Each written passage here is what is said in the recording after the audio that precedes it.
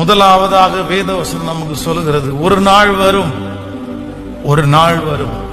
எந்த நாள் உங்களுக்கு வரும் அப்படின்னு சொன்னா, நீங்க நஷ்டப்பட்டது, நீங்கள் தொலைத்தது, இவை அனைத்தையும் திரும்ப ஆண்டவர் உங்களுக்கு தருகிற ஒரு நாள்.